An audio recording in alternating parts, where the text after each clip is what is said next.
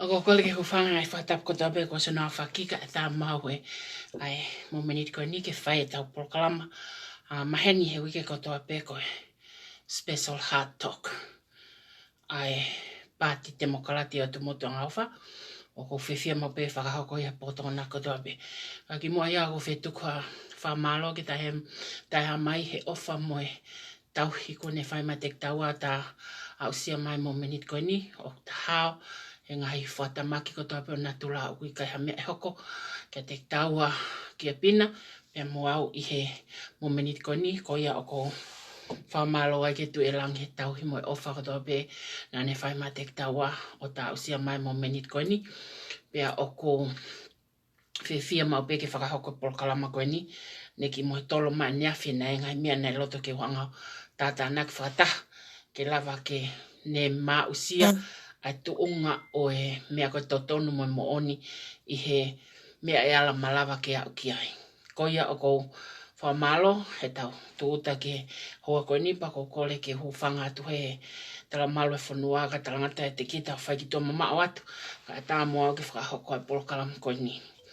O kou whea mau ke whamalo ka te kumutolo ko toa pena mohu tokoni mai ko hono te whai polokalama koe ni malo ka te kumutolo ko toa pena information e lava ke tātana ki mai o lava ke putu ke ta ake fo i polkalama ko ni o tau fia katoa e tau ngau e akwataha o lava ke tau whai ngau e ko ni o ku tau lava ke tau whilongo aki ai pe lava ke tau ilo ia e ngahi te whito i moni moe tuunga maulunga o ku iai information ko ia ke lava ke mahino ki he kauwhanongo bea o ko whamalo at ke kautakilotu mono hino i o oku o malo at ke ngai ves fola ko tape ko lava ke mai he aho ki he aho ko tui mahalo ko taiminia ko osme osie toi tapua ko lahu he ngai ves fola ko mai ka te au and I'm really excited about it o ko fia o pitoi he ko lava ke hanga whakawhewa naki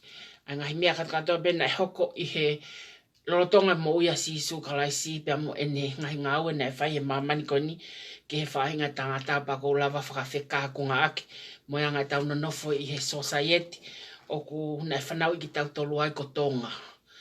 Ne ongo e ngai he mai ki murini ko ai whoke ngai tāla ngai ni iu nau talamai nau tolu ia.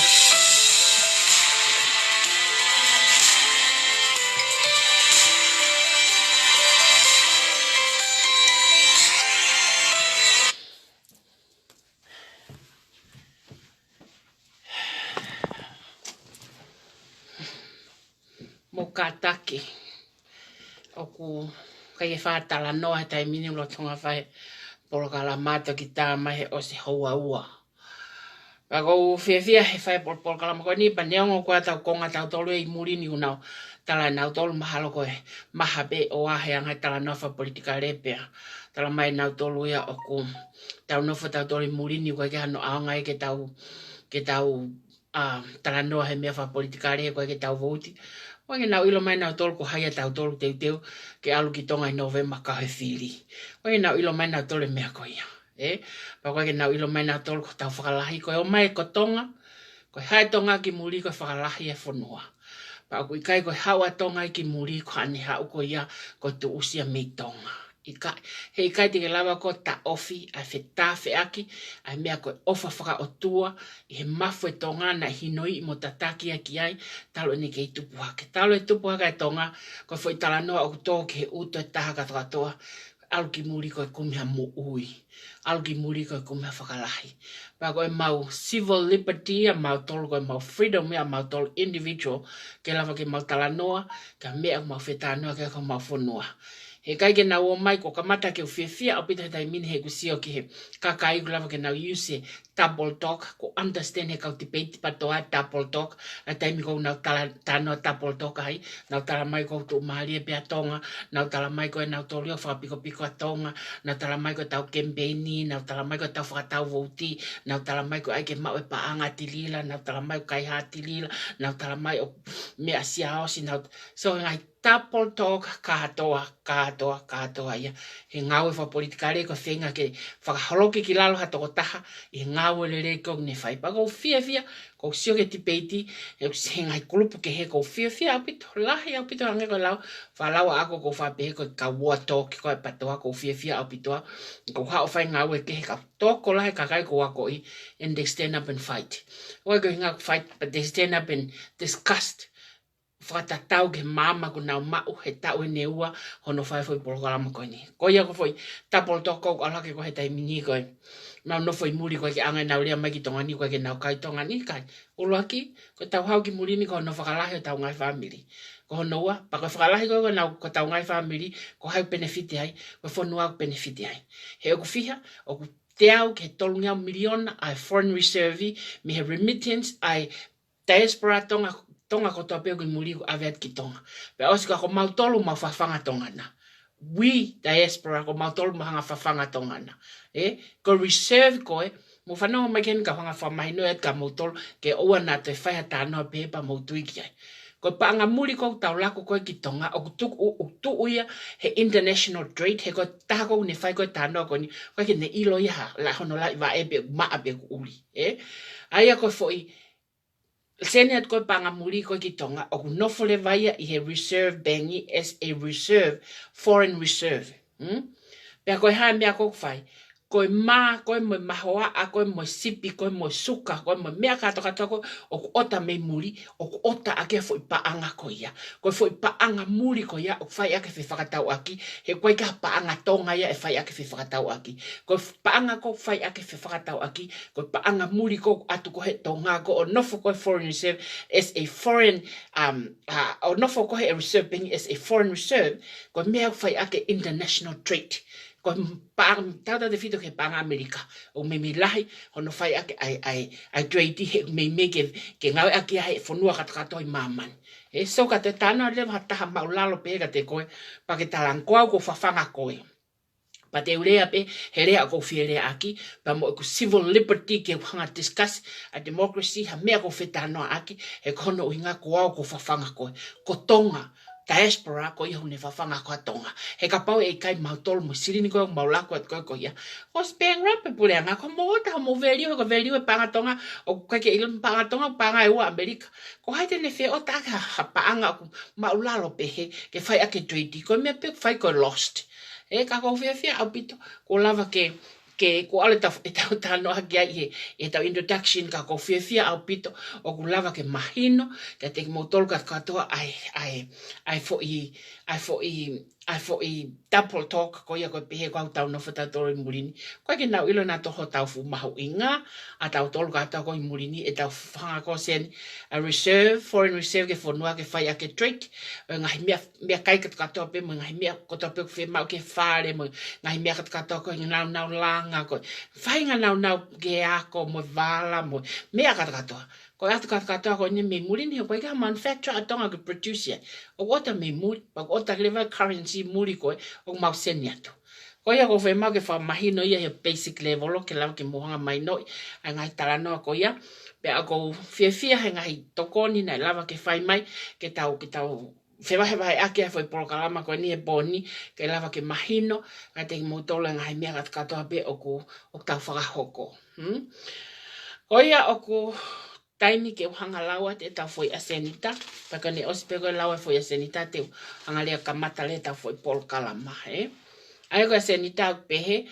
ko le foi asenita o kono topiki o pe ko te mokalati mahala fononga ko te mokalati mahala fononga ko ngaula ki te ki lava si ke historia ai ko lave ko ni ke historia o te mokalati moyanga e hanga related ki he ke hanga touch base i mulini pe te hanga refer ki tonga ke lava ke mo mahino ai ko historia ko ngaua ko vavau te talanoa le vaheni ke anga ai whakalaka o tonga fe puno ia ka fafofonga ko nominate ko he patoa mu meni me vavau na la tonga fe puno i vavau e taimini ono set up ngai polkala manga au ko ia ka kamata ko nga tolu ko hapai te lava ke Ne toki lava ke confirm he weekend ai o tangata hapai ko na hoko ko fafonga e mumeni kange ko klau e toki whakaha hoko ati September ai fo irisi katoa peko e mumeni mo ne fili e ne kau fafonga vale ale ake wafi o taha. Ko konga whaareva ko e mumeni peko foi ngā unu ko ni kou tau whakahoko mo ne alu ki fe ia pa ko hano uhinga te lau ke whakahoko he poni. Ko konga ni maaleva ko kono update ai ngahi project ko tape o flotonga whai e patoa kropolo ke lava ke mea mai kia a mutolo ka tape ka me mipa mo kakai whonua e lava ke wanga update e poni ke lava ke mahinunga te mutolo. Pako e ngahi mea ma ke he lewa te tautala noa ki he whangaki business iki a kakai patoa ko loto ke uhanga o recommended at ka mutolo ke mulava o ngawe aki o kai tau whanki matu aku na duplicate funky falani funky imisi fa o mosi o pego ai falere ya o pego piketi o fia hono duplicate te hanga o announce pon ke lava ke mo fra nga I funky kakai ko ni pa mo me hano hoko ko ngahi chapter for all lava ke tahanga naki at kiai mo yanga ngawe o fai ke chapter takitahasi ono pupuhi ke nau tak mo ui. Ko mea lewa hoko te open ko te whakawa le teo ai kropolo mahana tau testes e saloni mo whini motua kone o lotonga ngawe kia ko lotu na lotonga testes e ngawe ko ia ai open ai ngawe ko ia I he awhalai te pa te tānoa ki ai. Pea kohon hoko lewa ko ngahi campaigni ko ngahi mea nai hoko I New Zealand pa te hanga whamatala ka te motol ke mau e tau maari ia pa mo ilo information ko ia whekau aki mo kau ahi ki a wuna pa whekau aki mo ngahi mea ko in whekau aki holo mo tangata ko ni ko māteni which o kai ke pobou he mo meni tangata ko ni ka tom he ko atimi ko ne saia ko atimi te tau tala noa ki ai pa kono whakaosi rewa te hanga whai fo I nea o mai o ngongo ka te au whekau aku mo tangata ko na mate episodia which is o ko ilo ko ke lava pulianga ke lava whai maha kia ke nauhanga whai ai ngai forensics test ko ni pe o pe nai mate whakawhewe ke lava o whai fo I mea katoa ko ia te lava ke o whai fo I mea ko ni he lewa pidania e ko whe mau ke ilo he police commissioner ai fo I mea ko ni e ko hamea o ke whakalongolongo e New Zealand mo umea katoa ko mo uianu mole oku taimo hoko e ngahi mole mo ui pehei tonga oku whakaririfu ke hanga tau siope ko haa uhinga oku nofunofo e pe hoko ha mea pehe o tau whonua he koe ka whonua o tau whonua ka whonua oku mate noa ia pe kakai ia I kai he kui kai ke hafu crisis whewhe mo chaos whewhe e hoko he whonua koe te utara noa ke whoi mea koe ahe poni pea koe te aha mea te manatui te hanga o whakahoko ateka te mutolu ka koe whoi ase ni tahe ke poni ko ia o ko kore ke tau kamata rewa I he poni I he I tau piki ko temokalati mahal whanonga ka wako toko lahi e ke nautui na toke mea koe ni neke ke utui au ke hau la kamata but then I adik na o whinga lau tohi lau betohi sio ngai audio faibe lau tohi faibe ko pato ke foi mo oni ko ia ko pato ke foi mo ni ko ai ko foi mo ni no pen ko temokalati ko fahinga ko fangi faung ko fangaki systemia I foi family sisi pana kamata mea ko na kamata mea Afrika o pehe historia na kamata I karisi ai na kamata ko historia ko mamani I move fa temokalati na kamata mea Afrika ki karisi ki kau Europe sai ko foi mea maria ko hoko heni a eni kai ke tohe historia a Afrika ki karisi ka tohe pe historia karisi o tau mai ki moini ko foi ngawe pango na fa he education system mi pa ko ke usa ia o ko ke usa ia foi mea ko ia pa ko lo ta ke hanga tala no aki e ko ke usa ia hono miss foi generation ko me he Afrika ke karisi ka kamata pe ki he karisi Europe o fai mai hono miss educated ko the world ke power o tano pe heni he ko uhinga he ko ve mau ke tano ke foi halanga fare ko temokalati Mega ke utala noa ke ngai fonga ko toa ko agrisi. O si loia takat ko toa fonga ko agrisi. Mana te por kalama ko si ko ha. The mental of leadership is okoha. Oku carrier and autor ha know how to implement the vision. Pa te utala noa foi mea ko ia I poni he ko hinga he ko iloi how to implement the vision. Sai. Tu au mai foi historia Afrika karisi I ulope. Hiki pe ulope karisi fai mai ki mui ka ngalo Afrika. Mulai kapate mo April ke mulau ai utohi katoa ko he historia Afrika ko ki karisi. There are hardly only few of them in the market. He market of books in library. Ko hinga ko ha neka ki fe maka o palangia ke te whamo ui. He nau lupet ki nau tole hano te whamo ui. Ai foi laini ko ia ko o te mokalati. Ko e kutala noa ko ni ke mahino ka te motolo. O ko mea ko hoko ko I tonga ko taimini ko mea fo o.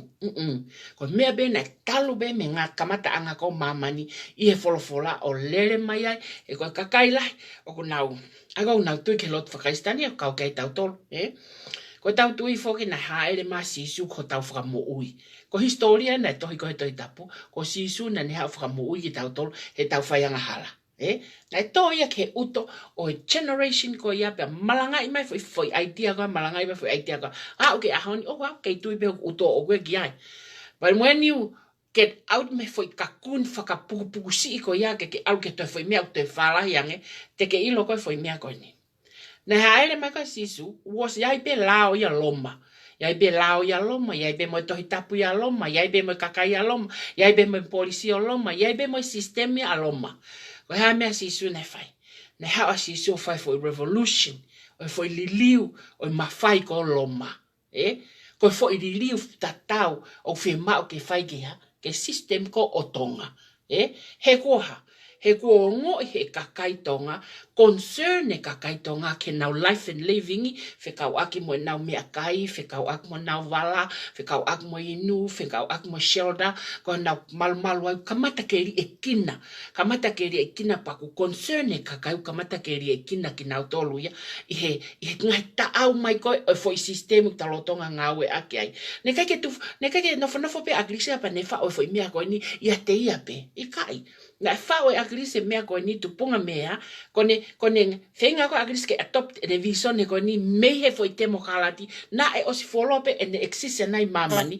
Na ne mauia mefe. Na ne mauia mene iloi. A kamata ke concern e kakai about when our daily needs. Ongo ilewa e agrisi. Ongo ilewa he kakai. Ongo si o agrisi ki tonga o kamata ke concern e kakai ki ai. He koe uhinga koe ha. He koe foi whaunga sistemi ko tonga. Ko ia o kunehanga ha. Ko ia o kunehanga o ai e kakai ke nau feel pehe. O koe kai koe. O koe kai ke ne kai ke hawa. Tangata ika koe ni ke ne hao ia o mai ha mea fo o. Ne ongo ko ne visone mo ne mea katoa ko ia after first. Ke ne hanga avangi. A fu tapa ikete fu peace. A fu manfe kai. Ka koe kai ko tangata ko ni. O koe ka mea fo o e ni I mamani. Ko mea ia ko ni nai hoko pe I mamani fu lope. Ana haere masi si o sio ke ngau e popula kakai. Na fe ngau e popula ake no whaka ngau e popula ake na tolu. Na engo ia eiki. Na engo ia eiki e mea koe apa na ni hanga lewa whau. E ne tokate ne ne whakarisi a ne ke moha. Ofa ko mo kau ngā api hangepe ko ofa ka te motolo. Ofa ke mo otua o hangepe ko ha ko ofa ka te ko. Sia, koe ngai foi, aitia ia si suna ni hanga ha. Avangi ake futapai ke te kolo ma o ha. O hoko ai ngahi mea katukatoa ko nio tuku au mai. Mato ki haolewa tangata ko Saula, malo kia Saula. Hene kai ki ako kau muimui a sisu. Koe kau muimui ko a sisu koe mau lalo tahaya koe whanua. Koe toko lahi tahaya. Kau muimui ko a sisu. Ne kai ki hataha. Tene lava o whakatokateri ne ipe manehanga whakasistemi. Ai fo I tewhito I tui ko a sisu. Ai ka pau kia te au he taimini. O toton koe whakamalo ka atoa Kristiane. O toton ke whai ka Paula. Whai ka Saula. Whai kia Paula he ko Paula na nehanga o whakatokateri nei mo whakasistemi ai belief ko a sisu. Pamalo e pehe kau Kristiane ia. Na whaere I mai pia Paula ke ne whae fwy ngau e ko ia iyo. Mahal na whaere I mai pia Paula ke ne whae fwy ngau e ko ia. E mea pehe e ange ke tangata I ko akiri. Mahal na whaere I mai pia Chris ke ne whae fwy ngau e ko ia. He koe ui ngā kuha kamata ke ta e manonga whonua e nau daily needs, mea kai, mea inu, mea wala. O kai ke kei mau ia I fwy system lolotonga o nau nofo ai. So ko foi sistemi ko ne ai kakai ke ta manonga. Fe mare ha kakai e ha e nau civil liberty. He ko ha civil liberty ko freedom ya individual ke ne choice o ko fa atala no aki ko tau ataina ke fili. E ho tau ataina ke fili pe ko tau ataina e tangata na fo aki mai me he o tua pe au to tonu a tangata katoa pe ke ene foi tau ataina. O wa ke to tonu ke hau hataya ke ne hanga fa populai a tangata. Tau ataina tangata ko mea ofa fungania ai o tuana e foaki ke taha katoa ko ene tau ataina ke fili pe ko ne human rights o kui ko human rights o tui ko fenga ko ni ke hanga whakawhela lawe i mai a fe kolosi ake he ko lahe ngai mitia mo whanongo ai mo ngai laivi tae uhinga tae mai no ka ngutu pala pe there's no point at all of fire tala noa ka kwange ko he ate tolahi ai he mari e ngutu ko ya mo mea. You have to stick to the point ke ilo historia demokalati ke ilo historia mamani pa te ke lava leva fai ngau e koni. Ko corruption ya na e kamata pe me kamata anga. Na kai ke toke kamata ni corruption ia. O ku fele kakai ngai senturi taha no taha ni ma ngai before Christ. Ngai mea katoa ko ni na e hoko. Ai ko o hoko i tonga na e hoko i tonga na ha. Tui na ulaki tui ha. Tui tonga. Pea ha, hoko mai o ha, tu e takalaua. Pea hauska pa hoko mai ha, tu ka nok polo. Ko ngahi revolution katoa na fai katoa ko ya. Ko ngahi tau i katoa, ko tau katoa ke to e mawhai e foi taimi ko ya. Ko e hae uhinga, ka ke hawai ko he taimini o ke tala mai. Ko e pani mo i uiui ki nau tolu he otua. O si ange ko ya na nau tau pe aneafi. Na nau tau pe ane afi tu itonga ka mau e tu ia takalawa. Na tau pe tu ia takalawa ka mau e tu ka nopolu. O kuto e whae longo ako e ni ko inga ko ya. Ko sistemi he ko kamata ke whiole kakai o kua. Tai manonga na mo ui. O ku kai ke mau ha mea tau ke toka ngai ako na ngai family. Ko hala whanonga ia. Whanonga mai koe. Ai fo i mamani pa moyanga ngai whainga ta katoa o ku hoko. O ku kai ko ha mea ia o fo o he koe mea ene ta. Kono whakotu e pule anga, au tau i koe taimini ko executive, ai ko kui ai koe po iwa tone toa ko mo mea executive, ko mea kui ko pule anga. Tala mai e taha hena ka te au ko pule anga ko ha mea kulele. Nau pehe whakau ko ha mea kulele, he kune hanga provide services ke kakai mo, mea ka hatoa ko ia pak mawe vahe kakai mai nau mo ui. Kai, ko pule anga ko taha ia fo i system, o i ngai system na e whao i mamani ka hatoa, ke ne hanga ha, Wano te whitoi ka venga ko neha, control e kakai. Control e kakai. O kutoki whika ua provide te ha, provide te safety e kakai. I provide koe ke kakai. Koe whika ulaki ko ha, koe whika ulaki ko ne control e kakai. Pa te mosio mo tol kamata ke asi. Kamata pe ke asi mai ngai control ko whai. Ngai control ko nau whai nau. Heke pe patseti deficit pe ono no miliona ko hinga nawa ko for systemia na fa o get government made a long time ago before democracy ko no fa o for ifa falut kunga kakai ke ne hanga control ake kakai pa ke na mau ai foi mafai ko ya ka tala mai eta ko haina ne ange mafai ko ya ke kakai pe ke na fa o for society pe ke na ha una to popule e human rights ako kai ko hinga na lahi ngai fai ke pe lahi ngai tamate pe o mai leva pe ko fa o lao ke lava ke malu ya ke kakai mo ni pe ya justice system i pa ke lao ke malu ya ke kakai but the first responsibility e pule anga ko ya control e kakai pa ola ke tau sio kia la tau sio kia ahon oku tau te fito he taimi ko ni ko hoko ai ko pule anga ko taimi ko hoko ai ta manonga mo corruption ni mo hala no ngai whakarere pule anga hala no ngai whakarere ko no ako vi ma ko no ako vi ma he kakai he ko no hinga ko ya ko no hinga ko foi system ko pule anga ko me na fa wai na fa o ke ni hanga control e kakai sai o ka pauleva ko ko fa o pule anga ke ne control e kakai. Pe aku sio kakai o fa pule anga ha me au tai tau, me au ke na concern ke na mo ui, nau concern ke nau mo ui mo nau whanau. Pa koe hare vai mea whai kakai. Koe mea whai kakai pa koe nau tau ataina ke nau civil liberty, koe nau whai protesti. Nau march, tae whai hatau, nau march, ke nau hanga whakahaha ai ha, nau hanga whakahaha ai mau, o ku whai he fo isino ko pure anga, ki he ha, ke nau ngai mo ui, mo nau family, mo nau whanau, pia moe fo i society. Koe kakai o nau hanga ha, o ku hanga nau hanga talatu ke pure anga, I don't know. O kui kai koe pure anga ke whai te riha pe ia te ia pe ikai. Koe tau ataina koe tangata ke ne civil liberty, ko pau ke ne hanga ia whaiha. Pau ke protest ia ke ne whakaha, ke ngai sino pure ko ia okua, o ku hala, ai mea koe mo whai koe. O ku hala, ho ave hiva noa miliona. O ku hala, ai ave panga passport ia whakatau koe muri, pe aku mole ia e taimini. O ku hala, o hanga to o so alai ni tu po unima. O ku hala, ho whakatau e waka koe, pa anga sisi, pa ke whakatau ate koe ke pure anga o paanga lahi. O ku hala o hanga mai waka popo avo tamate e kakai sio. Ko taime o sio ate kakai kia hai, sio ate kakai ke sino ko pure anga o kuha. O ku tae mau ene mea ko whai pa hoko ia, ai concern ke kakai ko ia, e more ai nau mo ui, pa wea lewa whakanatola pe, ai civil liberty e kakai ke naua protest. Ko nau protest ko ia ke whakahaha, hati ke pure anga mo kau take whanua, o ku mau tae manonga, o ku mau concern, ke mau mo ui e whahinga taki, mo whahinga pure anga, o ku mau whetangu tu iai. Ko mea hoko i tonga, just simple like that. O koe ko haia ni o ka tau whehi a ke pure anga po iwa. Kai, ko fo i talatu pe ka po hiva, o ku iai COVID-19.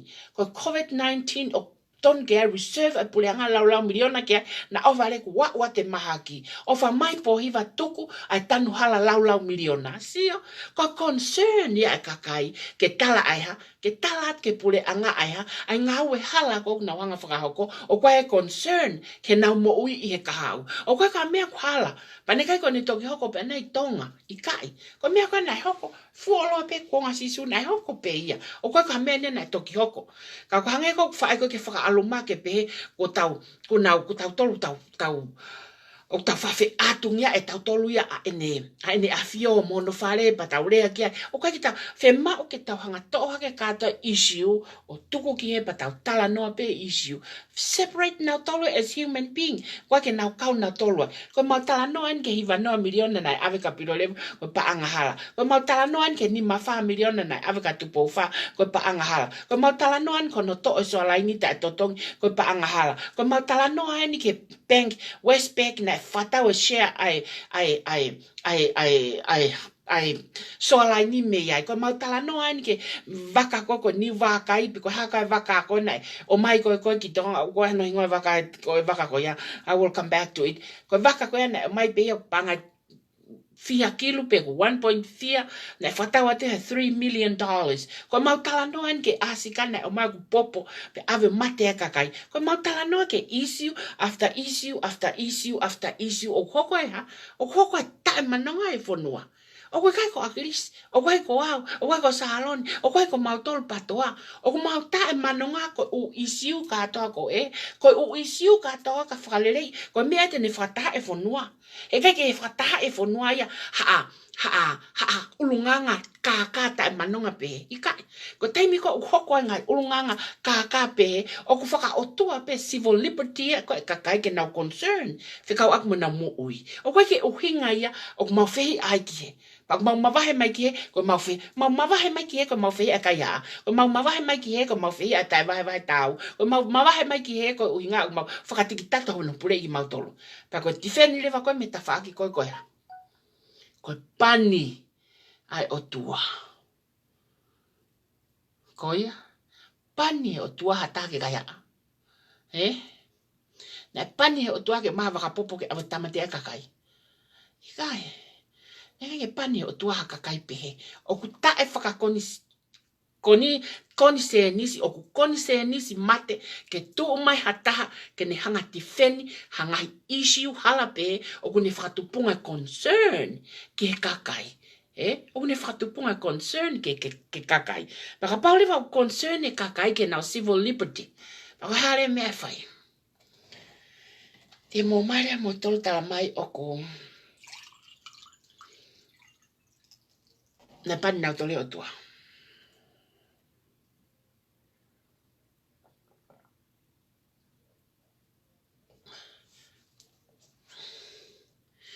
E kumo ilo e hauka setane ni hoko koko fie o tua. Ka mea ne a setane na fai. Na hori a setane ke pule tavare pe. O ne ngai pule ko a setane na hoko e ha. Hoko e mo veu ko i he langi. Banaya, ka pusi. Ko o tua te ere na ton ke ni hanga ha.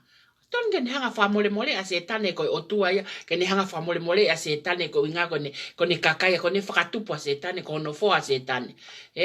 Ka mene ka ke ni hanga wha mole mole a setane. Kai ka pusi a setane me he langi. Ko uhinga ko ya. Malo te ke a o lau toi tapu koe kakai koe nau talamai koe pani koe o tua.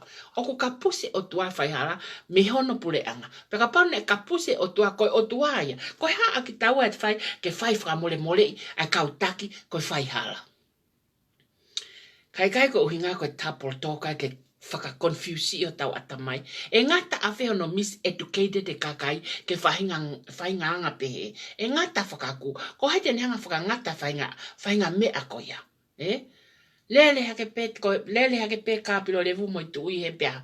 Tota utu wakai ko pelepela mo uri kake tota utu puno umahe vai.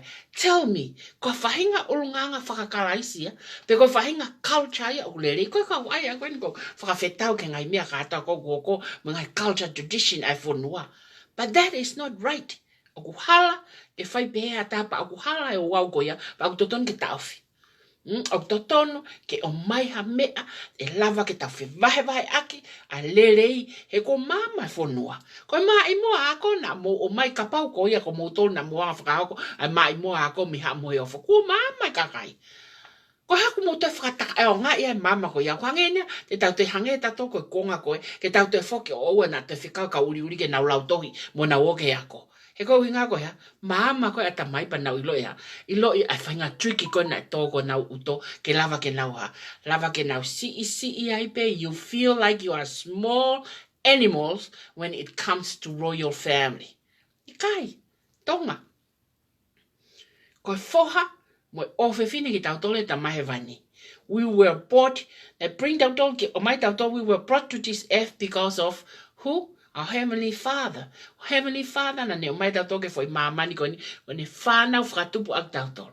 Pa okui kai ke iai hatau to ton ke ha, ke ne feel that he or she is an animal, little like animals ki hata. O hala ke whaiha whakakau pe, pa koe whahinga toka te rine, o kai ke toton ke adopted o kai ke utui ki ai. O kai ke tui ka program koni, pa kai ke utui au ki ai, ko e anga ia hono whai ha merino, mo hono lalanga ha merino, ia society, ko o lue mai he kau tō tauta ke kere o umahau vae he ikai. Tene lava ia lalanga, haha. Kai hene lava lalanga merino ia whonua, ia whahinga mea pehe. Kono uhinga ia ai tangi, mo to e kakai ke ha, ke pule anga whakatemu kālati. Ke ha, ke alwa ke pea Palestine Trump weo, whetu pea te kakai em, fie lulululu pea taat ke whakamo oni mahe te ki pe pahe, pa os pa te hao, pa te say hello at ki ai, pa say hello mai sio.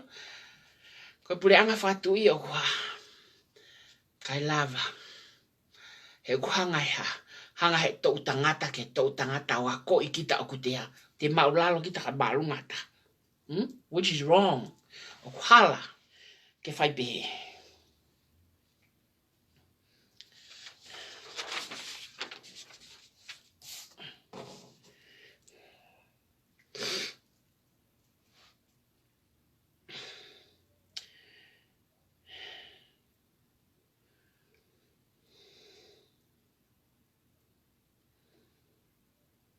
E ka pati tau si o lewe other hand.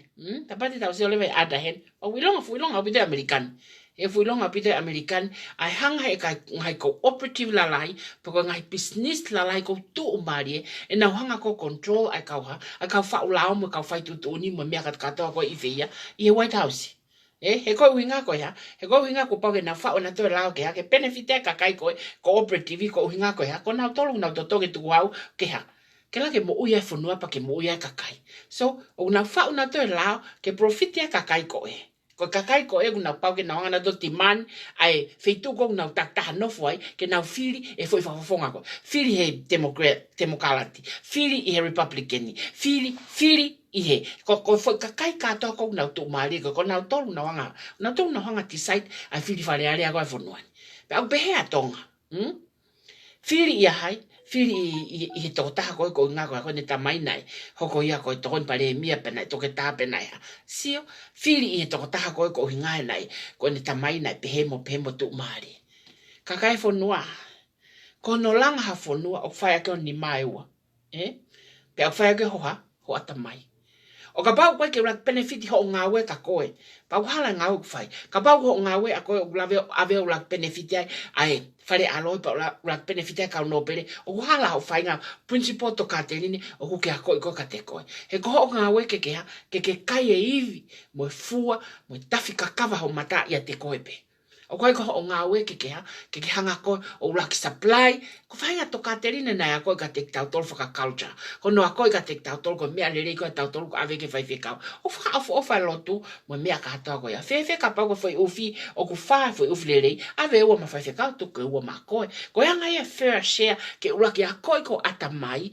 a fai nga principle to ka telini ko ya ke offer que te koe, pia ke concern ki o life, e taimi ko make decision halai, ai pure anga peha, fai halaka whakahaha, ke talaka te ki nau tolo ko ngahi, tutuni ko tau peu nau fai, o hala, o hoko ata e manonga.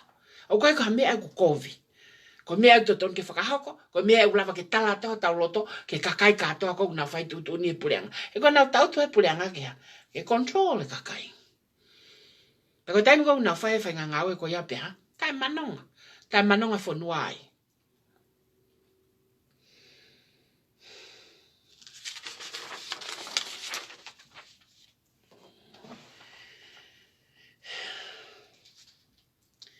Ko ia ko introduction ia ko tu ko to mai ki mea si ke lava ke hanga o atu i basic language ka modolo ke lava ke muhanga o mahinoi. Olo aki, when you talk about democracy, ko demokrati na Afrika matame me Afrika ki kalisi ke European. Kai ke tohe fo historia ko Afrika ko ki kalisi. But there are a few books regarding it. So, ko ne tuku au mai a koe ahono ngā we i koe oe historia moi, whainga system whakademokarati. Sai, whewhea tonga. Ko tonga naiha, tui tonga, tui ka hatakalaua, tui ka nokupolu naiha, na civil war, pa nau tau i katoa e nau ngahi mawhai i katoa a ke tāmate mo mea pa nau toki au mai ke ahoni. Sai, talamai rewa ka te au. Talamai rewa ka te au. Ko hamea uhoko, i he taimi koko haue pure anga, ke ne hanga whai hanga i ngaue hala. Hamea uhoko ke kakai. Concern ni kakai. Concern ke nau mui. And they have a right ke nau concern ke nau mui, me whainga whakalere whanua ko ia. E pako taimi ko nau concern e koe, ke whainga mea koku, o hoko koe whanua, ko taimi o step up ai pure anga, hai kone formation ni mo ne whao koe pure anga, nai whao ke ne control e kakai. E pako ia leo unihanga control mo ne protect ai ngahi ngāwe hala katoa pe na whai kai ha, na whai kai hanga kakai o whai hamea ki ai biu nau laung, hanga tu e pure anga o ni hanga poloka, ai fufoi ngāwe hala katoa pe o whai he kau mawhai. Kapaku ke mai noi pe koe ki foi historia si ko ia he poni. Ko ho concern o kui kai ko hamea ia ke ne whai ha nofo ta e manonga i whanua. Ko whainga tau lau alo e tau tole Facebook ako, whainga mea wha social media pe ia. Ia te awa was me foi aha foi tau lau at pa kou kapeat kai pa kou la, pa haa tau toko te paulio lau toi, ko ke te mantuia poa nau kape kai po, ko ke ila pe una whataha i tamata te au pe kai, to ka hake pe pongpongi si e whang ki messenger, ha tiri la kona ko mena na lau at kona ko mea na en, pa toki alu whakakau ki ai. When it done e tau whangi mea wha social media, kone osi pana osia. O koe ka mea ke tuku loto i hoku lau maria, ke makatupunga e whakatupulaki mono develop koe au kai. O develop au he lau au e, ngai tohi a hangi ko economica, Dr. Ofu, koe ke ko tui au ke ne whainga principle o ne whai ake, ene ngai malanga ke economica mamani mo mea katoa ko ia. Ko hao lau e ngai tohi, o ku relax o ko ata mai pa lava ke ilo, hangai ako naki relei ai ke lava, ke whai ake polokalama koe ni. Aia ko tau ngai tai manonga ko tau tolpo ko tau ngai wheke ak whakolo aki koe he Facebook. It's nonsense. It's nonsense. Nia ke bring into a big picture ke lava ke tau tala noa ai whaunga hala na whau ake whanua o hoko mai, pa ko wao ke taimi ko concern e kakai ke nau mo ui paku nau tō e kakai oha. Whawhetau. O ka whawhetau e kakai ka ko tō e kakai ke whai protest ke tala atu ke kau mama whai oha. O hala e, o hala e, o hala e, o hala e. Pako ka mea o hala. Ko mea to tonu ia e hango i ha tangata o ne feel li e kina pa ne tu o whai ha mea ma ngā oe ki ai. Ko mea to tonu ton ke whakahoko.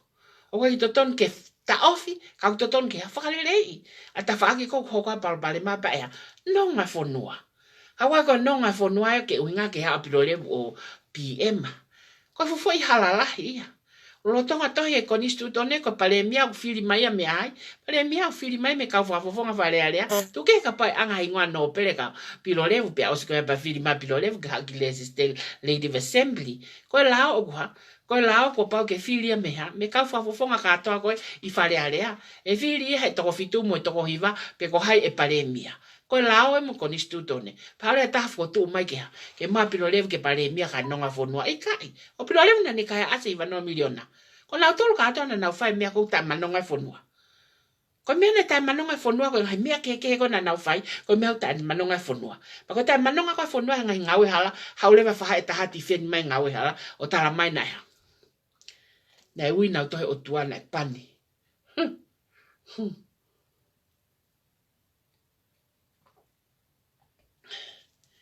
Ko a tae pani ke ngau hala. No, ka kongaua. Sai ta hau mai ke kongaua. Ka kongaua ko wabao,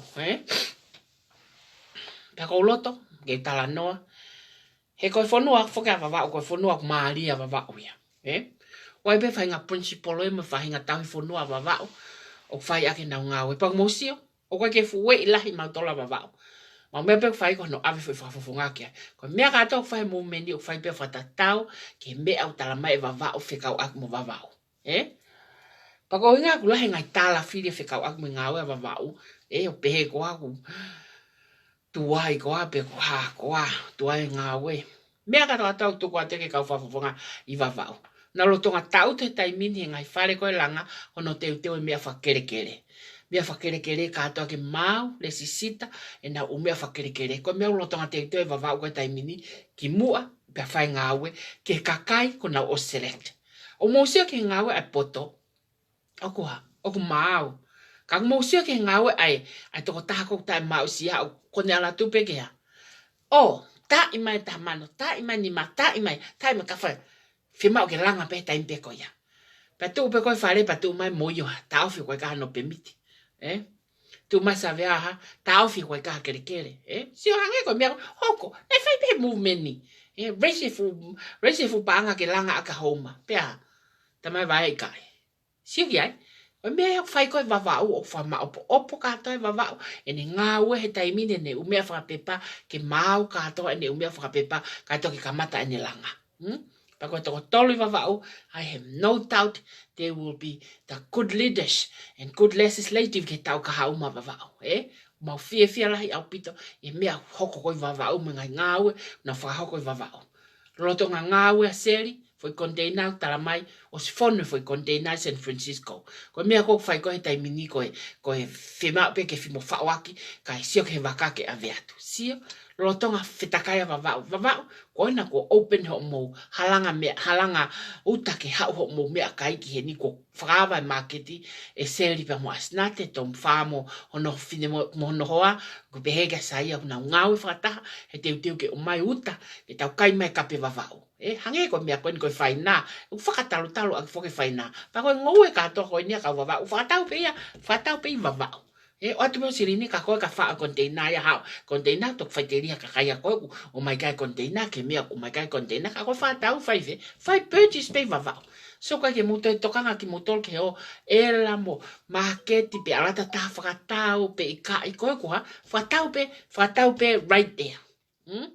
No tonga lele whare lalanga Ato ke ose lea mo asnate ko mo tolu kata Amerikani mo muri na ota ko mo ngahi fala mo mea koe e peki o fa o mai koe container ko ni e container ha ko mai ta koe o sai pe fala ya mo mea kata o fa o pe mila o ha o la ko mai i frozen container o fa o pito pe ai o mea fatonga he ne ha o container frozen sio kamata ke hua te silini ha a reserve foreign reserve ke fonua i ngawe a mumeni ai ko mumeni o ko mumeni o to kon kono fafanga fonua ake ne provide ngai reserve foreign reserve ko to pe ke trade ko nga ke fafono ke ngai retail store a ka si aina ki ono fafanga fafanga tonga fia au pito he tala mai ko lava ngai fala lahi asnate ke ne o mai ko apai ne sto whakahuake a to fefine ke ne fai me ka to ti to tano ke apai ka mo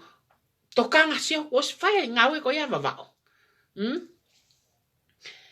ko me ale vata foi volunteer mai pe fefine american monomali ko na mai me holong te na langa na fa la langa hol o mea ko tu seri ko sia wat kate ko ai o sea at kate ko ai foi be ofa ko ni foi langa pe he fine mo tangata american ko na mai me holonga ai fa la langa holonga na pe he o mato ko ni tirila na ai ke fa langa fa le no totongi ka ko so atu ko hano aunga po ha no toto fe ma o ke ange ke aunga ke kakai anga ke kakai fu fa le pa fe ma wa ta ke al fa ni la langa mo me fai anga fa ta mo me ka to asio te wata holonga ke langa hona fale la langa te wata pe mo fe le matu te wata mo le matu ke langa mo na fale la langa mo fa fo he ko tala mai ko ke tulungia te wata San Francisco ke na hanga fale langa ko ya ai fale ko le matu ko ku tala no pe ni kainga ke mo lava ke mo hanga fa toka ngai o ku kai ko taunga we ko ni ke benefit to ko ta pe tirila ne ngo ko ha o faya te programa ko ni ke mo fa no mai ki ai o ko taunga we ko ni ke benefit ai salon pe ke benefit ka o mini a pato a kropolo i kai ko ngawe ko ni ko ha benefit ai public pa pa u he best interest a kakai pa ko hai tene to tala mai o ku hala me a ko ia ko tau fa mo itere na tala mai ki ha ke o ha ofa ke masiva pa ko ngawe mau fai ke mau ofa ke masiva ko mau ngawe ke mau ai ha vote ko ngawe ke mau ai ha campaign ko ngawe ke langa ha ke economic a fonua ko kamata ke now concern ke now life and living he ko mo le civil liberty he la he ngawe hala ake ai ngai resources e fonua mo ngai project hala o lava fa ngai ke resources e fonua o sio o ku tonu ke mo tui ke ngawe ko ngawe lele pa ko ngawe tolonga tolonga folo ha ko nga ko ngawe ke best interest e people lo ko foi skate to tonu ya ka o he best interest e kakai ko tonu e ngawe e best interest e kakai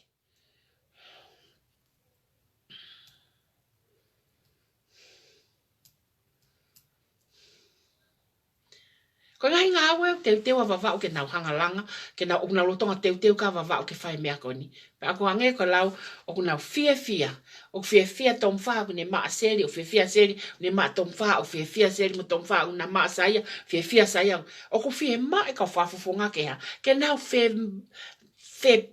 ma ke na ha le fa fe ma ke na wo nga ta pe he o fie mau ke na wo nga ta na langa fonua pehe ka ona alu pe hata ya holi pe ke kai ni ka vea ke kai pe sami vai pulu e ta one fia te pe ke kempeni pa to ke ha sami vai pulu lia te mano ke se asi ko nga ke fili ka ta se kai ke ile se asi ha fo me sami vai pulu ne tata mai mea ne tata mai me ne ave ko ki na me na ave ko ia ki fare area mosio ngawe ko ni lava ke hoko pe ke structure to tonu ke hoko ke lava ke alu ta engata o na to tu ko long term plan ya o fa hoko ke ngawe o ko ya ki hofi beta min ba ospeta ta o pe ta nguto se fa am ke te afo mi pe hoko ko ke ta afo mi pe hoko o si alu foi tai mi ko ya mo tu punga mi no ono ta palan le re foi ngawe ta hoko mai ke ko ngatolu hapai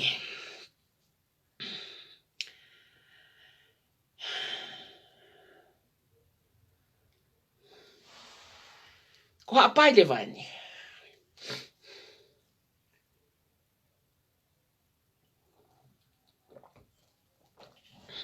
Apai ka fono mo yo fai ke he peia. E ka fai ko langa fale to ima ka apai ta mai ka tia.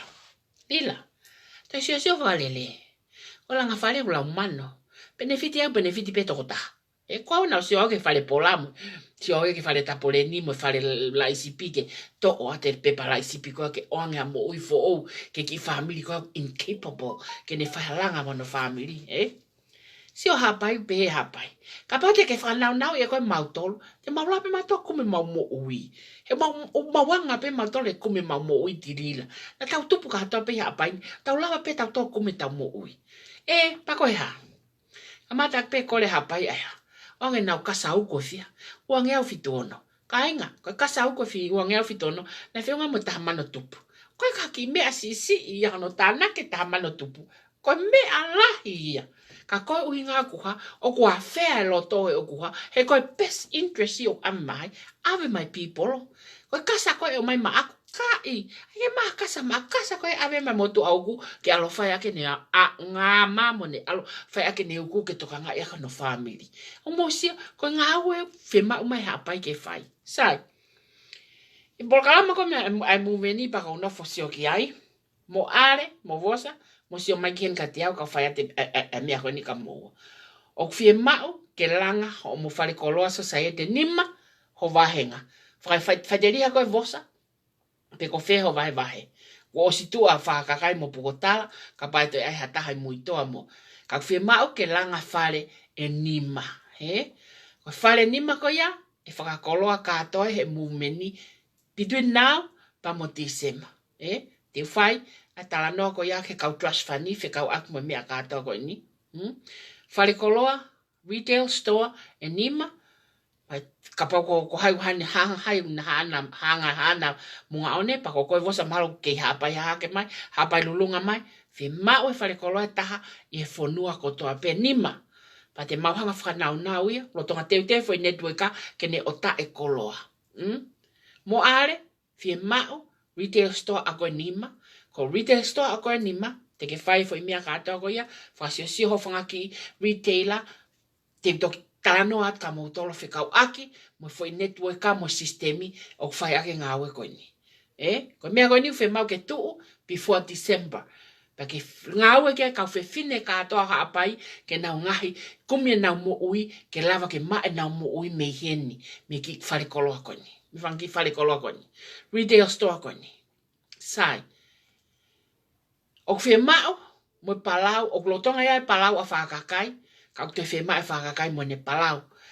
Vosa, o kuia hao palau i whoana, mo are, o kuia hao palau, o whe mau, ke mo sio, ko mo mea whamisi ni ke ai o mo palau, ke lava ke mo hanga o whai e ngowe, o kutohi mai mātua ngowe, ko mea whamisi ni tirila koe o mo whe mau. Ko kai ke i laa o evi ke o whai huo mo mea koe, whe mau e misi ni. Te mau ngā ue ki ai, ai muvmeni, ke misin director ko ia. O fie mau, ai misin director ko mo ngai vahenga, ke kamata, o mo hanga palau ngai tautu, ai kau whewhine mo kau tangata. Ko ngai tautu ko ia mo ale mo vosa, ko ene harvest, ko ngai container ia hapai, e omiki murini. Pe ave ki New Zealand, pe o mai ki Amerikani, pe ave ki Australia. Ko foi palani ngā ue ia, o whai ki hapai lolotonga ko eni, pe a kua pau ke tu uia ki mua, pe a toki hoko a December. Sai, ko mea e taha, o lolotonga ia e whewhine ko saane, whamo ki o aku ne ngā ue, ki o na toka ngā e lālanga.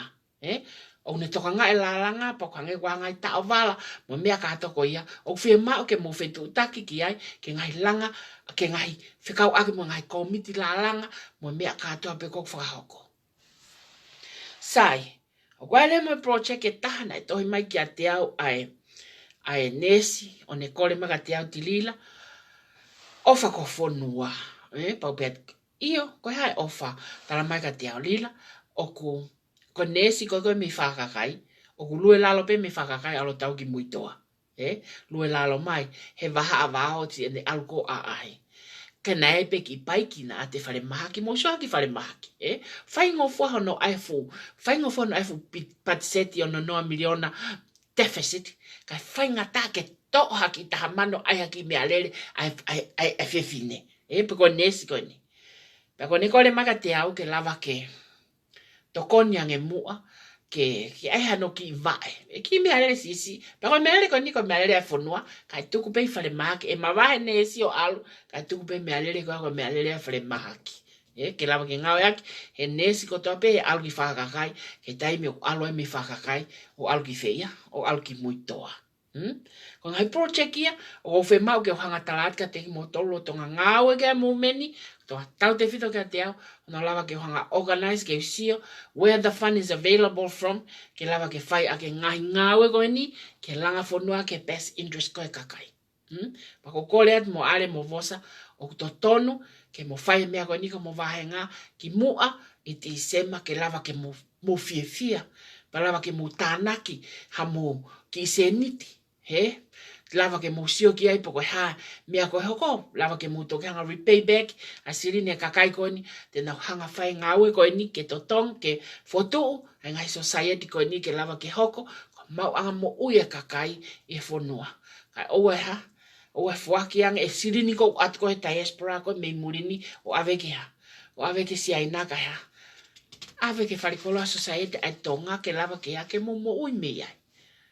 Ang mo sio ki ai, o wai mo ika, ko ika, o singo fua no o mai ika ngai container frozen ni, ka ko pau ke mau no permit. Lo tonga ngawe, a ki whangi whanau ke Australia, ke lava ke nauhanga o issue, ke lava ke nauhanga kumia permit, o mai ha permit, ke lava ke nauhanga ota ika, ke lava ke ave ki Australia. Pehe moeni, o mai frozen pe whata, mo frozen container.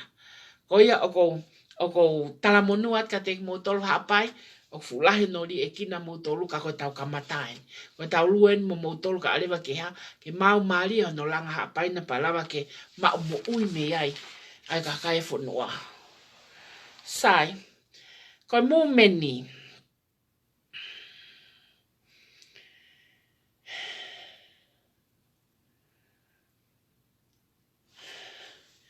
koe mo meni koe whalukonga kakai, whalukonga kakai, tau pe koe mo meni kona patoa, whalukonga kakai na whatata mai ko inga koe ha, ko te whito i tui nau tui kia, ko kamata ke nau concern ke ha, kamata ke nau concern ke nau mo ui, kamata ke nau concern ke mea kai ke nau kai, kamata ke nau concern ke vala, kamata ke nau concern ke tu tamaki, kamata ke concern e kakai ke nau mo ui, pako nau mawahe mai lewa ke foi tokaterine koe ha, vahe tau o fai e ha, fai e movement ai ha, a party demokalati, mono tuli fua o demokalati.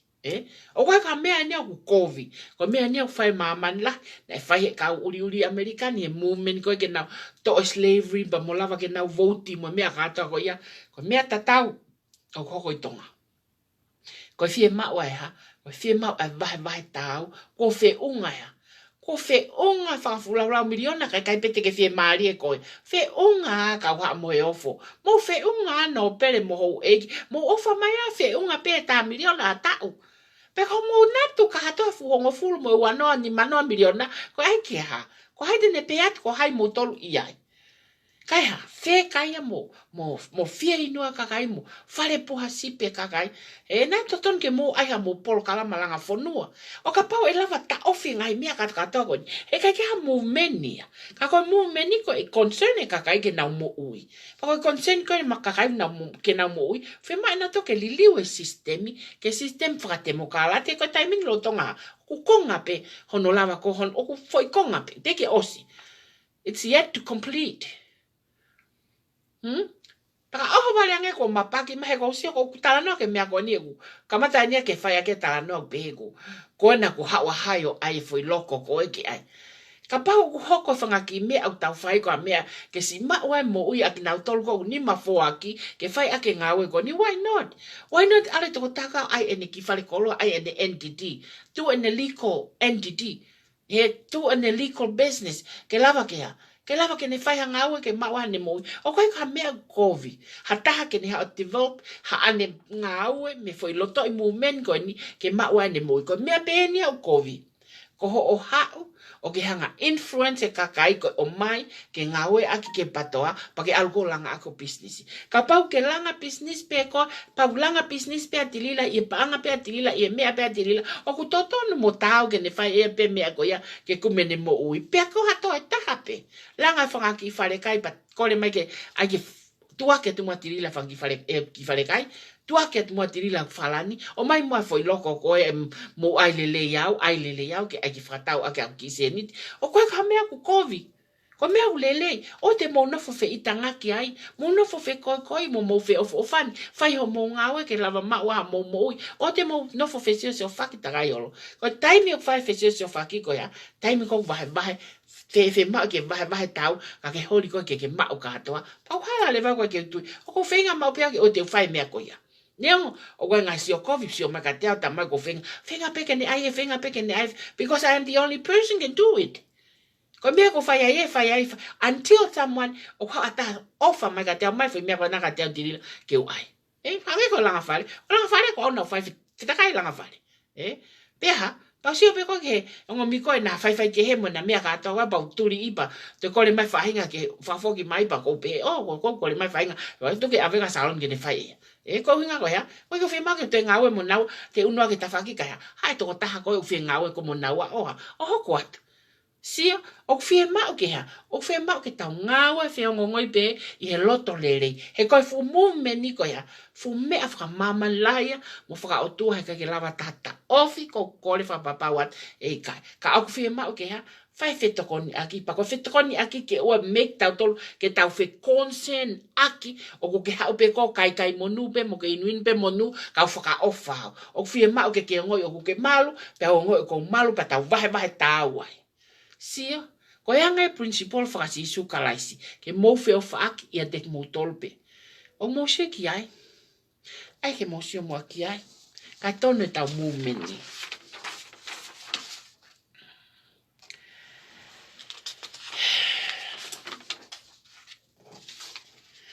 Ko konga ko hono ni ma kono updating ai project sai pa te kamata pe I he foi mea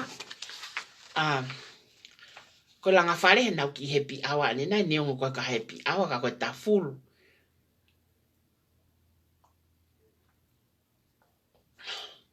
ko project langa fare o ko avenga ka to tu kwanga salon o ke to ka o tidila ko ko mea pia ko fai ko no organize fani ke mao ko ne mao pe fani suwe pa nga ki hai ti ma saloni mo na tolo na fai ko langa fare o wai pe chepta o lo tonga ya saloni pa ko fe ma ku lahi apito ai to mai ko ni ka tiau o fe ka aki mo mea ko ni pa ko fe ma ke fa ma ala ko saloni o ku lo tonga I he chepta ya ko San Francisco ko New York ko Golden Gate New York chapter aya ko foi chapter aya I San Francisco he ko San Francisco no ko San Jose chapter o ku ai Palo Alto chapter o ku ai San Francisco Golden Gate New York chapter o ku ai pe mo Alameda chapter o ku ai pe mo Contra Costa East mo West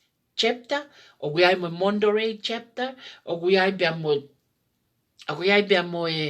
pe mo Stockton chapter o ku ai pe mo Sacramento chapter for chapter hiva I San Francisco ni ata peia si o ku kai ke kau mai ka LA ko LA mahalo o ku ai Long Beach o ku ai Santa Ana o ku ai pe fiha ai foi chapter ko ku LA o ku ai mo chapter ta ku Texas o ku ai mo chapter ta o ku Seattle o ku ai mo chapter ta o ku Salt Lake ka ku ke fulongo mo ui mai o fra am ke fi mo ose ko veti ka alu ka nga fa misnari ka sio ke hake ko Salt Lake ko LA o ko ilo ilele Long Beach mo Santa Ana o na popo na wa ke ngai ngawe ko to be bato Kropolo I mea kato ko pe ko whakahoko. Waile mo kakai na no pe Hawaii.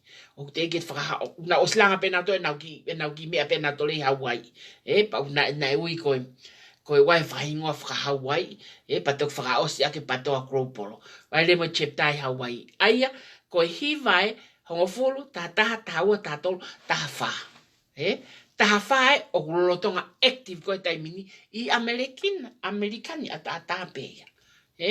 Lolotonga ia irewa mo Nuusila, o kuia papakula alo saline, o kuia mo patoa Nuusila a Aderoa a vainkolo mo lerei, o kuia pia mo Waikato, o ka mata whakotu watu moia e pere, ai kua pere, o koutu ukawat kiai whangakasi no o whare ako mo mea, una ukawat kiai, o kuata lerei mo mea, o kutala mai te ke whakotu mo Hastings, ka kutala mai ulolotongo os whakotu mo Wellington,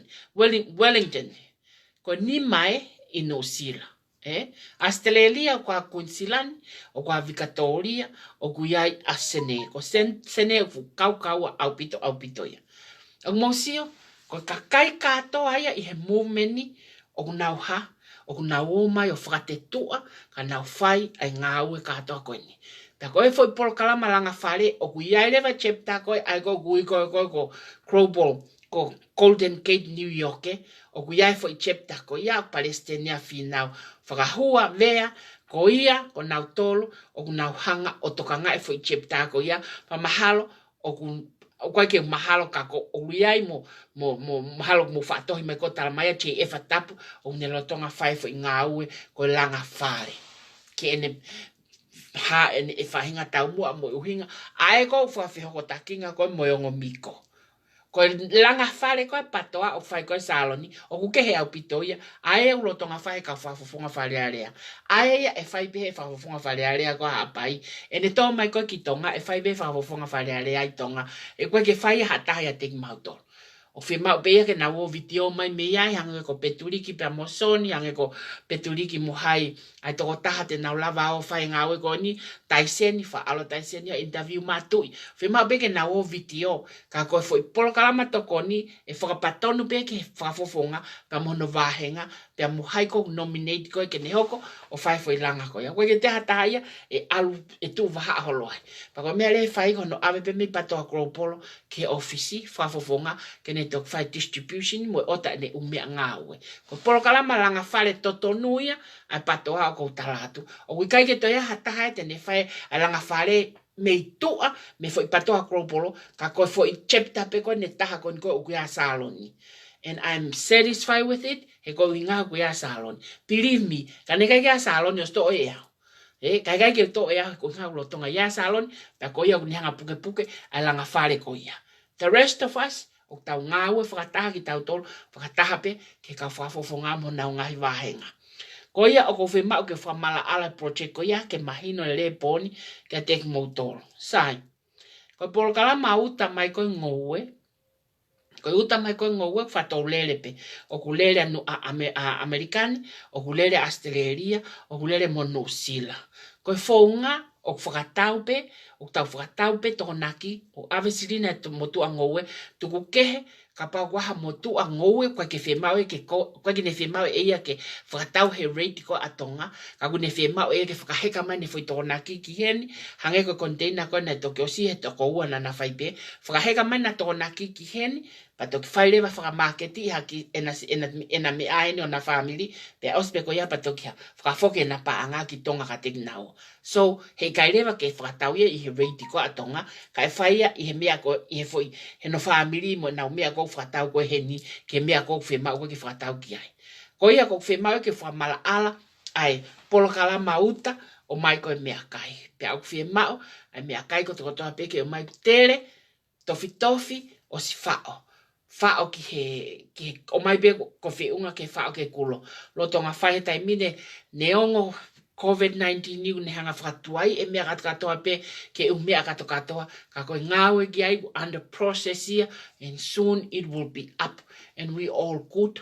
Peke ke lava taha ta ofi tau ngāwe ki whae whonuan. Koe ahoni, te ulava, koe whalaite, e lava ke ulere a teki Stocktoni, ke mausio ko mao warehouse. Ko wha maloat ke chapter Stocktoni. Pakapau te buhanga pe motor Stocktoni ai ko mou mea, pe rent mai ka mautol, o wha pito peia. E lava ke ulere whalaite, ke usio ke foi warehouse, pe ko half high o mea, o whi mao ke iai he ko pau ke iai walk-in freezer, and all those kind of things. So Daniela will be able to do that. Ka te ulere he a whalaite o sio ki ai, pa te hanga toki updated ki mautolo whekau aki, pa mo foi warehouse ko ia ke lama ke langai, ai ngahi walk-in freezer ke ngowe hene au.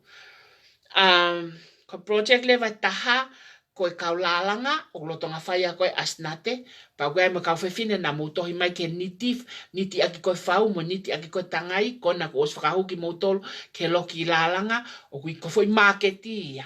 E na, pa ko moiloi kakai tu maria lai ta, ianga koe e kusio ke mea, koe kakai koe e mea, kakai koe loki lalanga. E koe kakai koe loki lalanga, sio haka koe kakai o ta e whangafu mea, ia whala e wha, whangafu whala u tahawe, wangeau kau tahawe ni mangeau, o ta i whanga taha pia. E ko sio koe kakai au nau tu maria, ka waki nau te nofo na topa na manto kau noa ia ha mea. O na waiting bag he lia te foi pulu peat kia. Tō mai se niti koe ke awiki he. Tō mai se niti koe ke awiki he. Aiang e mua e project ko. Koe ke nau mana tō oho hanga aweu nau mai pio mui o teke ai kakai ko o situku mai ki tau mua ke nau whai whakahoko e halafononga. Ko project la langaya. Sai. Ko project la helewa koe ne taha o whai. Ko project ia ai banke. Trust fund koe ai patoa. Koe ulaki foi ngawe nai whai nai lava ke issue pe kai ke issue ka lava ke whamaketi e foi share wangeau. Pa koe foi share wangeau ko panga tolua whetonga ke foi share ta. Sai, ko osia. Lotonga ngawe kakai ke u project pa koe whiawhini, ko ne ospe mea koe ni ko aluki ai ke ma whama apopo u share ko ia. Koe lokfika wau to issue ai mo foi share wangeau, e mea tatau pe, o ko tue taimini ko osi ova he te autupu, whakawhanga aia ke au ke osi. Aia koe taimini i he kuiloi e au e toi whakawa mo wangeau kehe.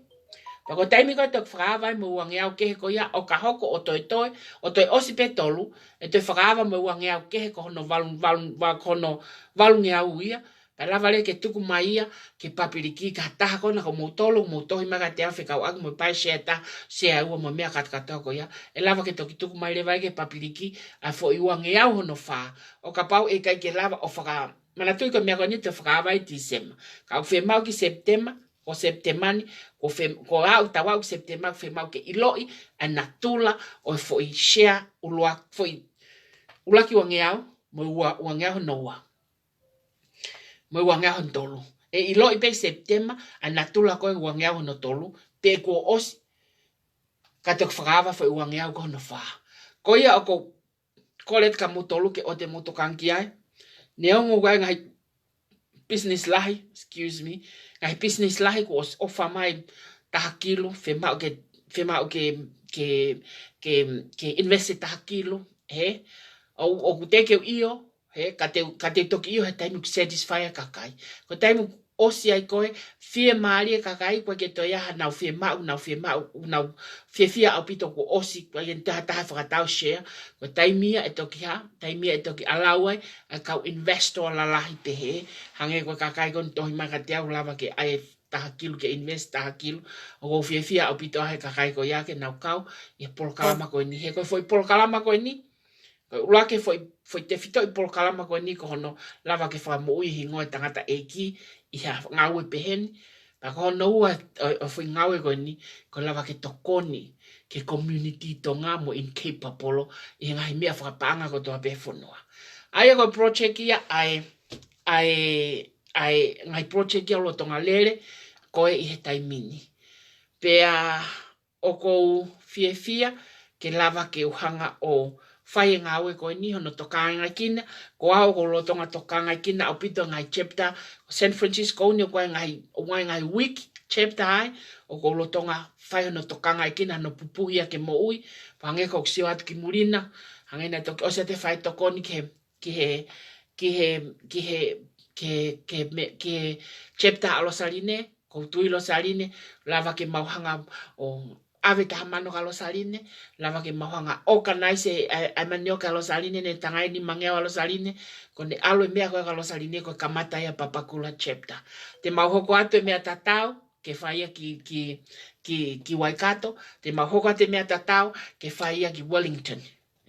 Se ne mo Queensland mo mea ko nau poto ki nau tole whangita mai kia koia. E koe mostly e whangakita mai kia koia koe o mai a me haapai pa mo o mai a me kakai ngā ue. Nau poto nā tole he ngahi loi hosi mo o ta mea kai mo ai e whala mo mea whangakita. Wake pehe Amerikani maupepa angalai. Ka wake nau active whaka community whaka ngā ue nau tole o hange ko Australia. Ka neo mo ia, o fia au pito he mau e kakai very active au pito mi Australia he anga e tau ngā ue ko niko whakahoko. Ko u project katoa ia patoa ai Gropolo lo tonga whai ko he taimini, lo tonga lele ko he taimini ke tau ngā ue. Pa koe wae ai foi mahau nau toko hongofulu, pe nau toko tata. Nau whai nau to nau foi project pia nau tole ke nau shares. Male ose nau ongo container nau tole wano hono aide nau whatau nau toa maa nau share nau tole e taki hongo fulu ia pe taki fia. Nau tu ma nau whakataha pe nau tolo ota nau whangai foi container mea kai e ua ki tonga. Sio, koe tai ako fia au pita e sio ke kakai nau active beo nau atamai he whai ngā hue. Koe ako whamalo at ka teki motolo no katoa, pa koe tu unga ia ai langa whanua, mo ngai project katoa koe patoa whakahoko koe taimini, ke lava ke benefit koe kakai. Sai, ko ta hoko mare ke mea whakaosi, ko mea make heia, ko whangi business iki. Ko whangi business iki, mo whatonga, ko whangi whalani, o tahe, oku mo sio, mo ailele iau, mo he, mo tokanga, he koe kakaia, a loto Gropolo, o nau whai fo ai tokoni. Nau marewa decide ke ana whangi whalani ke lava ke a, whakatau ke tokoni mai ke tau ngāue. O wai lewa mo he toko taha o wahano ki wharekai, ko ki wharekai ko ni o tu e waha o puke mo hofua, I think. Ko ki wharekai ko hono hingoa ko ngalo ya te au. Ko ia ko hanga encourage mo tol ko nei tonga. E ko whele ne ngai kuki whakatonga o ko ne hanga whaita ima ai mai ka te au ne mea kai mo mea ko ia ke mo lava te mo aki ai o mao ha mo mea kai ne ki business e toko taha ko ni. Lava ke toko ni kono ki family. Se ko whi mao ia ke langa hake. Ai a ka pau mea whahe Gropolo kono advertise ai whanga ki business ko ni ko e kakai Gropolo kono toko ni whaka ofa. Ko ka mea ku kovi ke tau whetoko ni ake. He kono mo ni ko tau ngawe ke langa hake. Langa hake atonga, langa hake mo murini. Pa te tau whai e tau whetoko ni akpeni. Aia ko hanga o tuwaki ate ki wharekoloa ko iaka mo whekai ha mulu blai pere sipi pe koe. Mo e hafo o taika, mo e ika whakapaku, o whai katoa ia e ki wharekai ko ni ke mo lawat ki ai, o mau mea tokoni me ai, tokoni ke tamai o eki ko ia mono fine motua. Ko ia ko tui, ko apongpongi pe, ko mo laka ato mau mea tokoni me ki wharekai ko ni, Sai, ko ngai chapter 4 ko ni was lave au ki ai, pia mo foi mea le vai ne taha, o te teu, ke grand opening e tau le tio, i he monite, i he whalaite, ko sa pate na Amerikani, ai ko whalaite ko Amerikani ko open, o te ke ma e taimi me hongo tama ko tui, e toki hanga pe e loto mo saloni o broadcast e foi taimi ko e open, ai ko e foi e auti ai ko e foi whamawholarea mai ko e me le tio, sai, pia ko e iai lewa e kaulea e o mai, e ai lewa e lea tahate ne hau. Ai te maulea, ai e whai e polkalama i he evolved koe ai te mokalati. E anga no whakahoa, e ai toko tahate ne hanga whakahoa ke toi tapu, paipo, pe ai toko tahate ne hanga whakahoa, ai evolve democracy ki he monetary system, e ai toko tahate ne hanga whakahoa, ai evolve ai democracy, wheka au aki pia moe lao, pa koe mo toko taha me he teknika, me he technology. O na moutoa foi polkalama ko ia, ko foi polkalama maari, e humai le vai kau tangata atamai ia patoa, ke nau whai foi polkalama ko ni pa kuiawhia, ke whakawhia ki moutolu, e pōwhalai te ui kahau, e tok whakahauko te taimi, ko tui pe mahalo i he taimi peheni pe ange ko taimi polkalama, ke mou mea mai ai ke foi polkalama ko ni ko e whakahauko ko he le tio ko ni ko le tio kolope, ko hingoa ia e tau le tio ko le tio kolope. Ko tā noa whakaosi rewa pa ko foi mea maari e ia. This is what everyone waiting for. Ikai, ko foi, ki mua ke tawa o ki ai, ko whee mao ke whai ate foi, ai foi, ko foi niusi ko nipa ko whee mao ke whai si pa whaperitani atuia ke whanongo ki ai, ai commissioner police, police commissioner, we are the people of Tonga concerned about the soldier who been killed. I don't know how he been died, but I heard that there is a story, rumors around that he been killed in Taliai camp. And we are very, very, very concerned about it because you hasn't released any news at all to any media except from the family of how this guy been died, of how he been killed. And it is not fair for the community, and it is not fair for the nation to hang on to something like that, which is tremendously high, and in for you guys who are in the power to care about it, and you should do something about it, or release to the media, have a press conference of how this person been died and who killed him and how he been, because we know that the hospital and the skills and the equipment in the Viola hospital will never find out how he been died. Only those people who are in Taliai camp can find out how this person died. And it's very, very, very unsafe for us community to look at the soldiers being killed like that, because they are there to protect the people, even though the name has been changed into Tupowono or the King's Army or whatever. But it's been our concern because we are a normal people, look up to soldiers to protect the public. And here this issue that he been died, and the rumors coming that he been killed over there. So what is the trauma going on in the army of the island? We are very, very concerned about it. For you, police commissioner, to do something, you have to stand up and do something about it, even though you are a balangi, but you should do something about it.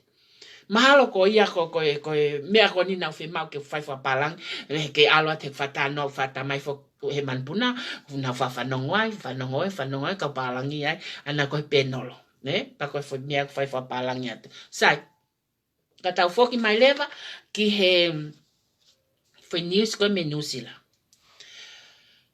mo whanau mai no sila international ka te au ka talate mea koni. E alobeha mo mea whai hala o albo iti you guys alive. E te mo wau ki ai. O walepe, tu mai o mātua o pia kos mawahe o sia pa te kai te uhanga o ai ngoat. Tu mai o mātua, ko o mātua ko ia o kunam patoa international. Na tu mai uta ai ngo matua ko ni na os mawahe mai na ua mea motol o na ake penau ki o neunga o na nofo ai na ngoi feel comfortable ke na come back na waia ki he patoa kropolo, and I welcome them hina na iai peki na ua ka koe atungai ka ke mama a hono whakamahino ka teki na tole anga hala whanonga. Sai, tu mai lewa ngo matua ko talang. Mohau, mohatola ni mangeau ke tawo ki he o wakai avuna whaotsia. Alat leva ngo matua ko me onehunga mo tola ni mangeau o aveat ke motu ako ko international mo no fine motu apa ko mo mo sioma ko ilo lele ki mo na mo fai foi mia ko ni ko au tilila ko gliaten ka mo mai ni mangeau ke ha ke fa asila ke tau a ai ka vuna e ko ifale maki but whatever facility ko avuna na wat leva mo ni mangeau at bekoe a leva ai fine motu am hono mali na no fobe mearere no fobe mo mali ko na ko tamako na ko na almo ni mangea faisila o ko kavuna na no fobe mearere kai alupe tamako ko na ne ave ko ni mangea hangaton pe alfa ko ai sai ko kutala no ko ni he ko fahinga hanga palaku ke mo o fai hanga pe pa ko ka popo no mateni ko tano at ko ni ko ka popo no mateni o spe ko ni ko to yo talga siaos sai na o aleva ai kavuna pa aspa foki mai. Pagone ospe pa ne foki mai. Aluia ai kavuna ka nofo no fine motua moe ongo matua moe toko taha i he mea rere. Eke angeleva. Iyo, te alo ai kavuna. Ospe ko ne foki mai ko kavuna pa alo mo sila pe na yaha sila pe na yaha kavuna, who knows. Pe foki mai. Ko ne foki mai pe ko tala angeleva ai aka kolava tauhala. Lea mai avuna ko lea ko ni ke ilo e pohiva tonto. Pohiva fanongo mai. He tala mai pe ke fasio mai ke polkalama. Ko foi me an ke sio ki ai. Talang leva he popo mateni. Koe, ko osi. Osi, whapapau mavuna, ko Tisema, ko to e pule anga ko niki tua. Tala noa whanga vare, ke mo whai pehe ko hai, e lava e vuna ke ne toha pule anga, ke ne toa pule anga ya, e whaha impeachment, e whaha mea pehe, ke ne toa wewe. Ka koe whahinga tala noa, ai kakai o kuha, o mai ke lohi aki e kakai pa ko whehe au ai, he ko polokalama ke wha mama kakai. Tala mai e vuna ko Tisema te nau hanga flip-flop, te nau hanga flip e pule anga. Pa koe toa pe koe pule anga ko ia, pa e haulewa ko vuna e hoko ko paremia, pa e haulewa se misika o hoko koe.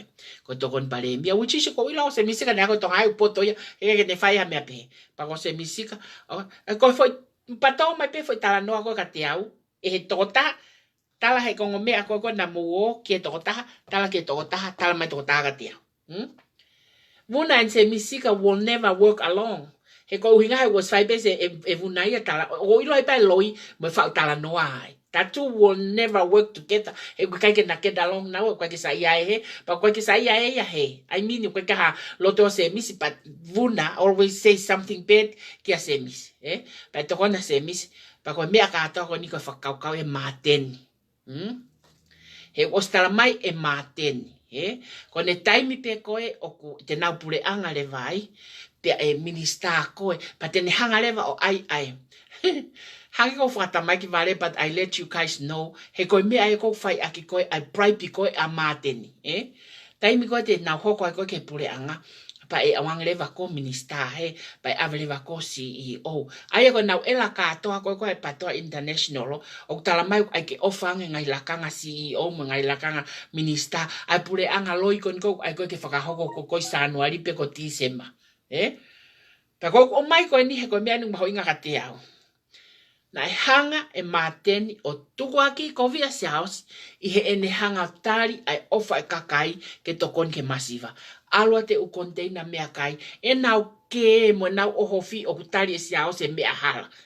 Ai tokoni at e kakai me murini, pa nau ongo i ko nau ni mangawe pia se house o nau falala ki ai, ke ne alo fai distribution ai mea koe kakai. Kai, alua e alhanga mateni a tala, hanga mateni a tala, convince katoa atu mo whanga ki toko ua mo mea katoa koea, o tala, o kutari e se house e foi mea hala, pia ko fai holo e, tohi holo e ki prata sisi i holo, seni mai ka te au, ko hanga e se house o ko mavahe me visone. Ko no uhinga e ko tō mai foi mea koe ni ke o atu, ke mousio ka mateni. Ko e mea ai a mateni o kune fai takai holo. Ko ne alo whakatau e minister, mo ne alo whakatau e CEO, mo ne alo bribe ake kakai ngai lakanga ko toa pe, ko uhinga kai ha, kai pou wai. O hange ko ha, o hange ko tala mai me retio, ko international o nau hanga teu ai ha, o nau hanga teu ai polkalama katoa, o nau whakapaanga pa polkalama katoa ko a mateni koe, ia retio. Ko hai o ne hanga whakapaanga. Tala mai he kakai ko na nau tala mai. Ko international o nau hanga whakapaanga a mateni. O mo sio, sio, na whanua ia pia tirila. Whai pe ngau e kropolo pe a tataloa. Ko ia mautokanga mautoka nau tokagua. Hoko pe palopalema. Kai fie maari e pe kakai. Move in mai kakai oha. Whaka hoko mai nau mea kou whai. O ko oe kau nima ko mate ni koi nusila oha. O whai holo no bribe ake kakai ke paanga aia. Ai me ako eni koe whakatau pousi, whakatau CEO, whakatau minister, whakatau tare kita, whakatau ha. Whakatau e ngai lakanga katoa ko ia. O ka pau te nau pule anga. O kove se au si o ne ma sirini maa pa ne ma container maa pa ne ma me akata ko maa ke fai ako no fafanga kakai ko in keipa polo ka ke sai ko ke alo tu waki lo yo lo ake la ngai la kanga mo ngai pure anga fo o mo me akata ko ya o mo si ko nga ko ata vitana ko ni e po ni ke mo fanongia pa ko ka lo ye ni ko mo ni no ko talatu e na pi akata he fie ma position ma te na fo ke kata ki tonga hoko ko ya ka CEO ka pot ngawe ko ia kono ngata ta polkalama ko ke poni ko tipe na muma o hambe ame ta polkalama ko poni e ta te hoko te ka ha u he taimi toko naki he ka ke te tolo ta polkalama ko fu asa paten ke tau to e hoko te he toko naki i he polkalama ta tau pe mo to piki e lava ke tata naki mai ke lava ke tawako mea ko ia ko ofat ka moto mo ta toka. Good night everyone.